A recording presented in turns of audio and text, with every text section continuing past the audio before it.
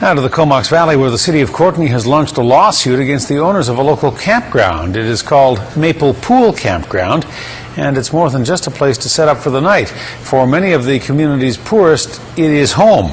But the city says it is not zoned to be home to anyone on a permanent basis, and it's not safe for people to live there year-round because of the flooding risk. CTV's Gord Kurbis has the story. He has spent years living on the streets and in the woods, but for the past 2 years, Miroslav Adamczewski has called the Maple Pool campsite home. Landlord and landlady is very nice to me, and I have no problems with them.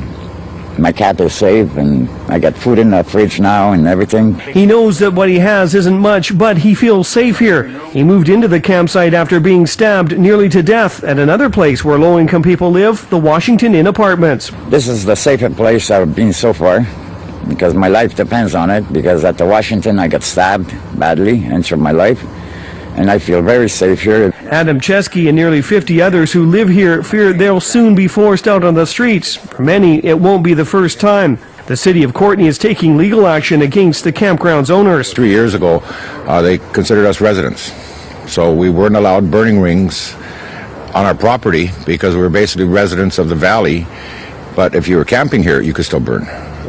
So because they considered us residents 3 years ago, it's not really fair for them just to say, get out because we want to protect you from floods. The city has launched legal action after setting deadlines for the campground's owners to stop allowing people to live on the property full time. The lawsuit cites fear of flooding on the property, which is a risk to people's safety. The campground had been evacuated twice during heavy flooding in the past. The evidence is quite overwhelming that the campsite was flooded at that time for one reason and one reason only, and that was BC Hydro releasing water from the dam in an uncontrolled way. Ainsley says his clients have been trying to work towards a solution, but were recently blindsided by the city's administration with requests for last-minute reports and studies.